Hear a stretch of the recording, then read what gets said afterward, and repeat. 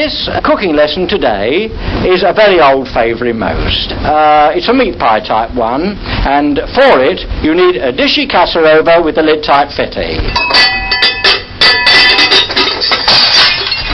That's a deep for lollipop purposes, a lid type fitting dish off that. 2, you need a deep green of basil to churf the mets off for it. Right, that's a little scrindle have low down of mets off. Don't worry too much about that. And the third outflow is a nutmeg gratel, coarse on the one, and fine on the reversifold.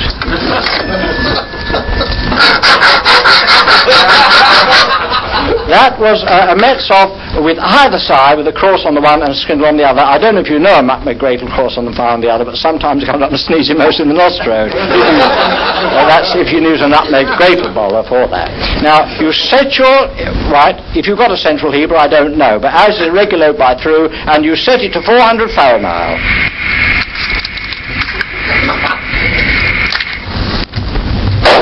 Top.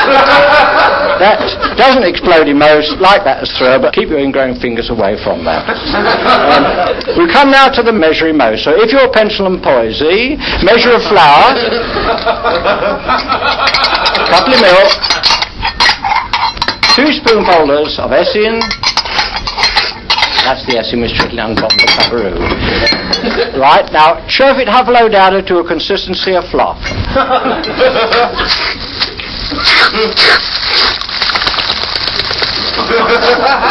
I must say that makes the saliva gland work either side of the chin bowl, all drooly in the jaw. Now, take it all, follow up on the tabloid, top. Right.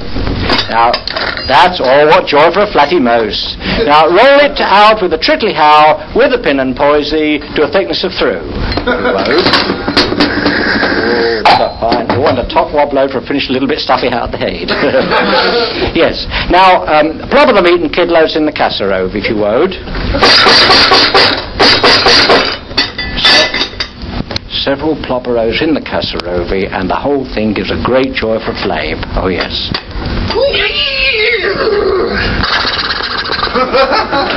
Now, a very fine equestrian flame shows that, which, as I say, down the throat goes for a very fine flame. Now, let me explain. If your pie funnel is put in centro, there should be a poof as the heat rises half a low down. There's a joy. And if I may say so, at this mode, so the top of the curd tries down it something like the pokers. Now, this thing, which is a joyful ode in the eyeball of every people odors, served with a squindle of cheese, 5 people odors, a squib of parsley thyme, and for a finish off, add little murmetroid. As you gather, that was a fine family murmetroid which finish off any beautiful doidrisserie, the filly round over the hemline scrub, the tidy powder. Good. Now, any questions? Would you mind repeat this? I don't understand the basic English. If you speak, have a low data, would you? Well. Good. No, I didn't get you the first time. That's all right now. No, I understand about the wine. What is the crest about the wine? Well, I'll name a few for you. There's the Riedeberg Heatsley. This is a Viennese throw, which is around the other side of the hill. Ambient, cool or coldy. If you could carry a thermometer in the pocket, protrude your hair, and wrap it against the side of the gloves, appellation through and ring the eardrum. Very good. Then an alternative here is a Rhone Vale. Now, this is the one which is a centro de France, with the Deutsche Schweizerskan Hohen for the Hockerleut, that's no to go on, and the Französische Gegennismartin on the other hand. Now then. What about a warm red wine? Now, a gentleman asking about a warm red wine, though. This is the one for a Français, I can switch against it, is c'est quand le bon Dieu un pantalon de velours. That's wonderful. And to warm it, then I suggest that if the femalote of the species, get the bottle, gently trickle how in the Robson cleavage of the buzzy and warm it up low to a temperature of through. And this should be just about right. Oh, yes, yes. Can I smell gas? I beg your pardon, I can't hear the thread. I say, can I smell gas? I'm sorry, I can't hear what you're saying.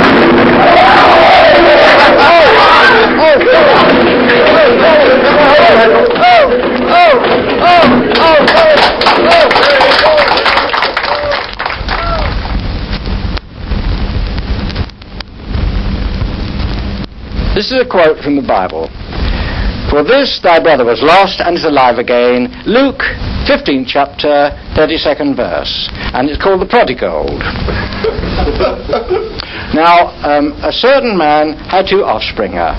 The young one said, Dad, goods rightly mine, desire to be independent for that. Would you, father, divide it, Huffalo, Dad, this inherit fault, so I can trickle how into the foray? Well, father did a focus on this. He said, well, if this is so your intent, my son, deep joy of my first ball of the heartstring, you can trickle how. We'll split it by two, Huffalo, Dad, all the carbers, split, there's arable land, which is 350 acres by through, so I'll give you this in lieu and a handful of shaky cubes out of his pocket, top. Anyway, sometime later, the boy gathered all together and scalped Trotty into a far disto, and very much all riotous living of the debauchery. Oh, folly, folly. Female load of the species overdue. What? Pine fogger and trittly down the throkus, right into riotous debauchery in the early mouldy, folly, and then finish up prostratus in the gutter. Oh, folly. But there was a great famine. All gone. Overspending, deep suffering. Poor folly of this prodigal son soul. Got a job, looking after the swine holders. Oh, whipping the foray. Oh. And he would fain stuffle the husky acorns down his throkus. Oh. Causing a very pukey of that sickness.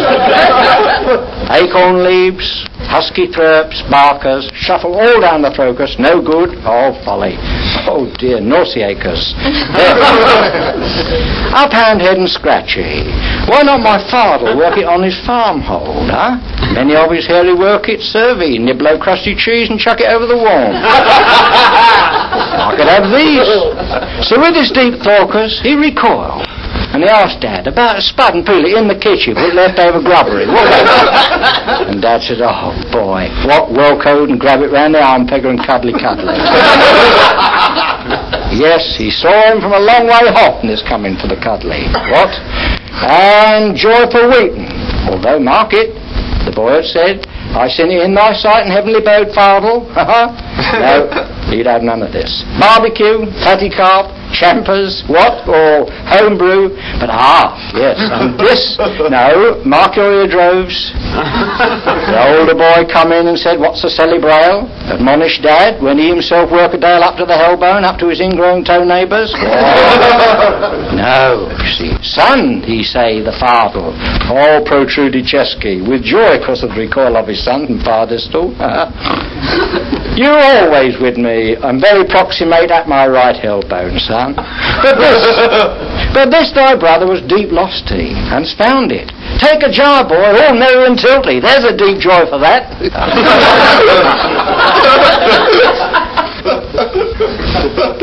Now, this parable is called the Good Samaritan, and I will quote from the Bible, Luke again, chapter 2, verse 29, who is my neighbour? Now, this is the thing, because many a question average people just walk it by, in the tube on the train, and neither look either side, because of his survival instincts, get the nose to the desk there of that, and oh, Jack, if you're all right. Oh, yes. So then followed this remarkable parable. A man did a walkie hitchhike, all Jerusalem the way from Jericho, where the walls all fall down in the early mouldy. Round a bend, there lurk it deep thieving and robbery cosh. Oh, take it all. What? Leaving the vistum all prostrated and flat in the gutterage there. Tawny trousie, all blood, yes, old gore blood from the throkus, all that, it's folly because it's epiglottic bull outhoidness about. What? But never mind. Soon the priest came along, and mark you, saw the poor lay on the groan, and nearly expired. Poor to came out of now. And he crossed over to the other side, and not so much as side jack glance if I'm all right. Oh, folly. No. Now likewise another man came up with head up and whistling away in the air. What? As if I've got a busy work a day, and I thought that was a prostrate over, but not too sure. Press it on there. Watch your ticket, through, the bell gun, the clocky in by there. No, I can't worry about that. Oh, no. But, and this is the pointy morale. When a Samaritan chanced to journey on this Roma, he saw the injured victim lay there, all puffery blow, a little snorty. Oh, heave of pity in the heartstring of that, took compassion, tendy wounds all tendril, pour in the oily wine, oh joy, yes. Took him to an inn, comfy bold room there, handful of shekels in the pocket. And the peaceful and joy which looking up in the scintillating eyeball of this man there. Oh, thanks, Harry, deep joy for your heartstring. And, of course, the moral is, shall we all go and do it likewise if we mowed? And thank you very much.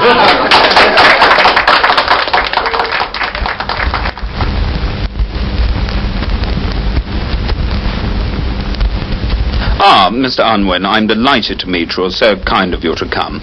Well, now, I was particularly interested in your application for the vacancy here, but I must confess that there are one or two things in your letter which I don't fully understand. This paragraph here, for instance. Yes, are you worried about the spelling of the multiple syllable, which is the curriculum based on the field of learning age group? Yes. Oh, yes. Well, that's there is a Greek there, which you fund of the Greek you understand yourself, early learned the Latin Greco-Roman trial, of the Macedonian, or the grape's thirst was the Lycee, Cape Threat, was the Macedol. Quite. That's the derivation of it. Yes. Did you get my meal? Yes, I understand, yes. I wonder, moving on, whether you'd very kindly give me a few more details of your experience in the teaching profession. I see from your letter here that you've in fact held a number of appointments. Oh, yes. For 3 years, and this is long before the board which gave us a teaching curve and a special training for it, extra Regis appointment. Grade length, fine arts of Birmingham Gold. This is a red brick university, throughout the size of special levels of learning, which I get through special honours and a diploma throughout the show for it. And researches into the human behaviour. This is another one of my specialties for the study of the collie, vis-a-vis animal survival and the human behaviour itself. There's eternal conflict. Those are the one I want to get over if I can. Yes, indeed, yes. I wonder whether I might ask you where you were educated yourself. I presume that you're a public school man. Well, actually, I was from the first kindergarten, which was at Gertenport, and then I can't really say the level of the Charter House, of the 8 and Harrow, or the Saturday scholars, but a very special group which recognised all the highest level of those in the prophets. That's the sort of, if you would. I see. Then not public school. But then the international educators, which I great, and very specially inviting abroad the Sultan of Marjah now, yes, and the tutelage for Scathe Trevis, and a very special when the princely retinues all over the whole have low down the breadth of the land.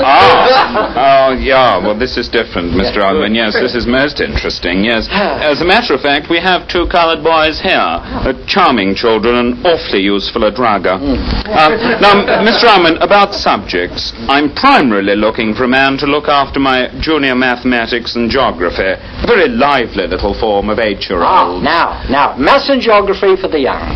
Now, I've got a special load for this to inculcate into the brain bucket of the young for mathematics. Let's follow Bach's music, did a very fine mathematical through it, and I think they should have music called accompany mode while they're doing the Vulgary or the fractioned or decimodal through their learning. Oh, yes. And the same with geography, too. This is a special meteor which go through, and if I could impress you only the way I can just inculcate into these young people, Oders, I would. Yes. What about out-of-school activities? We pride ourselves here at Sunnybanks of being particularly strong in our extramurals. What could you offer here? Oh, well, as you are mainly maths and the geography for the childers, this is young age groups colour bombs you mentioned. Yes. I would take as an extramural through three-dimensional sculpture through, which is a very special artistic create, and an abstractus for the painting. This is far superimposed where the Picasso throws his abstractus. What? Shall I give you detail? I wonder whether you would, yes. Well, it's nothing like the slabbery on with the wet brush we throw. Or they do with the bicycloder and the pottery painter Huffaloader. Nothing like that. This shows the multi-dimensional thrill with linear perspective, spatial relators, and the deep joy in the eye of the beholder. There are a million listeners that came through when they leave that school. What? That's fascinating, yes. Well, Miss Simon, I really think that about covers everything. If I may say so, a most impressive application, and I'll be dropping you a line later on today. Just one other thing. I presume that you'll be all right coaching our first 11 cricket team. No. Oh. I see. Get out. You mean all the work which I've suffered and thrown, and worked my nose to the grind, so burn the candle at both ends, follow on your blood. Get out. Turn down the brow. Get out.